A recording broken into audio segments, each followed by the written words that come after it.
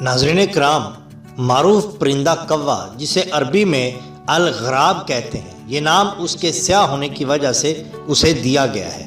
اس کی کنیت ابو الجرا بیان کی جاتی ہے۔ کوے کی بہت سی اقسام ہیں۔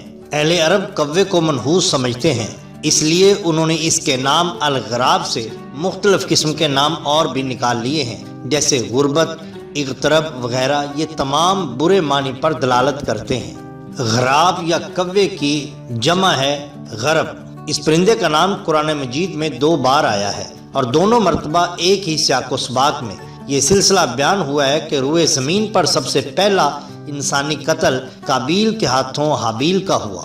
اب اس کے بعد قاتل کی سمجھ میں نہیں آ رہا تھا کہ مقتول کی لاش کو کیا کرے۔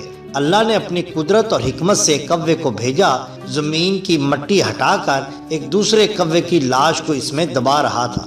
یہ بھی کہا جاتا ہے کہ 2 کوے بھیجے، جن میں سے ایک کوے نے دوسرے کو مار دیا اور اس کے بعد اس کی لاش کو زمین کھود کر دبا دیا۔ یہ دیکھ کر قابیل کے بھی اتنی سمجھ آ گئی اور اس نے حسرت سے کہا کہ مجھ پر تف ہو، میں اس کوے کی اتنی بات بھی سمجھ نہیں پایا۔ کوا ایک معلوم اور معروف جانور ہے جس کا وجود دنیا کے ہر حصے میں پایا جاتا ہے۔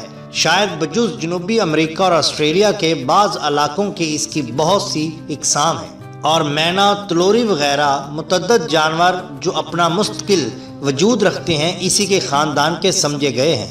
بعض ماہرین کا خیال ہے کہ پرندوں میں سب سے بڑی آبادی دنیا میں کووں ہی کی ہے۔ ہمارے ملک میں کوے زیادہ تر ہلکے سیاہ رنگ کے ہوتے ہیں، جن کے گردنوں کے ارد گرد کا رنگ خاکستری ہوتا ہے۔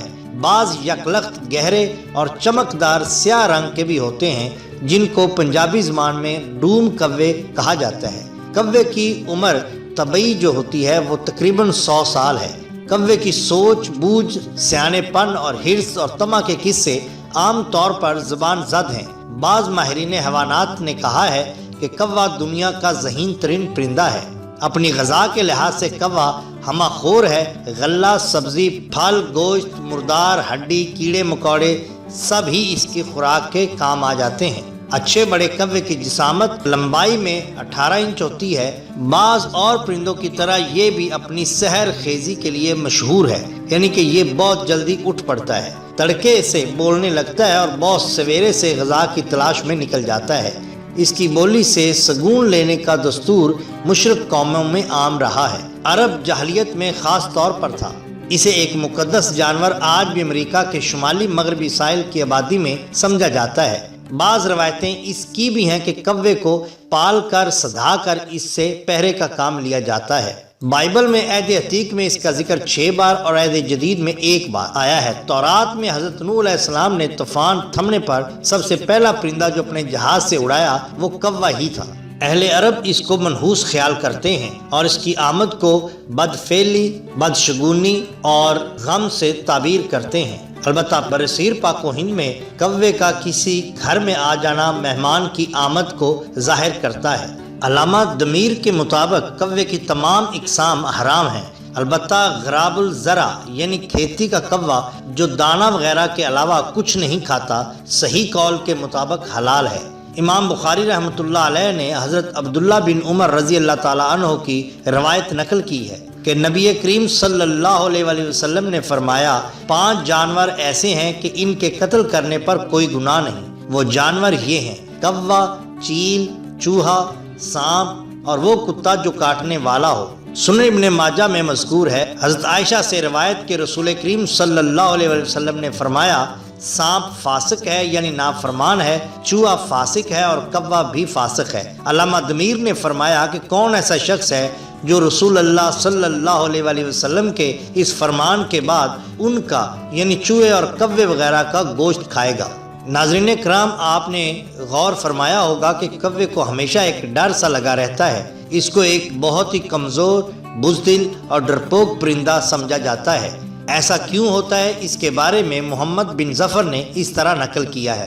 کتاب حیات الحیوان، جلد نمبر 1، علامہ دمیری، صفحہ نمبر 455۔ کوے کی ایک قسم غراب البین البقا ہے۔ جوہری نے اس کے متعلق کہا ہے کہ غراب البین البقا سے مراد وہ کوا ہے جو سیاہ اور سفید ہو۔ صاحب المجالسہ نے کہا ہے کہ اس کوے کو غراب البین کہنے کی وجہ یہ ہے کہ حضرت نوح علیہ السلام سے جدا ہو گیا تھا۔ پس جب حضرت نوح علیہ السلام نے اس کو یعنی غراب البین کو پانی تلاش کرنے کے لیے بھیجا، پس یہ پانی کی تلاش میں نکلا لیکن واپس نہیں آیا، اس لیے اس کوے کو منحوس سمجھا جاتا ہے۔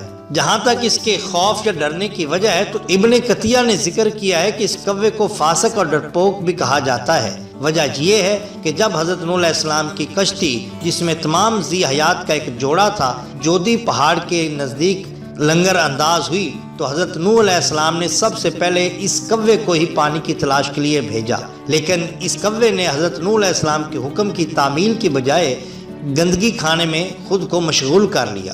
جب یہ لوٹ کر واپس آیا تو حضرت نوح علیہ السلام نے اس کو بد دعا دی، جس کی وجہ سے یہ ہر وقت ڈرا رہتا ہے۔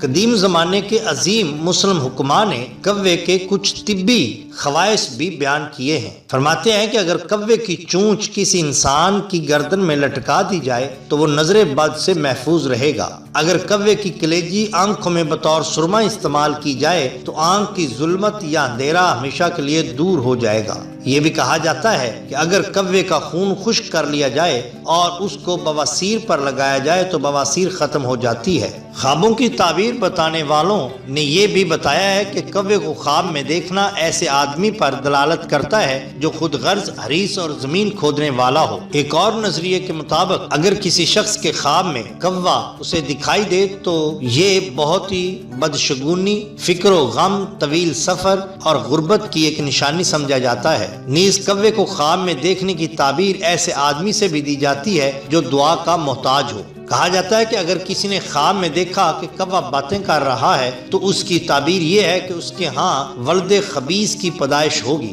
ابن سیرین نے کہا ہے کہ اگر کسی شخص کے خواب میں کوہ آ جاتا ہے تو اس کی تعبیر یہ ہوگی کہ اسے شدید غم لاحق ہوگا۔ اگر کسی نے خواب میں دیکھا کہ وہ کوے کا گوشت کھا رہا ہے تو اس کی تعبیر یہ ہوگی کہ اسے چوروں سے چوری کا مال حاصل ہوگا۔ واللہ عالم بالصواب۔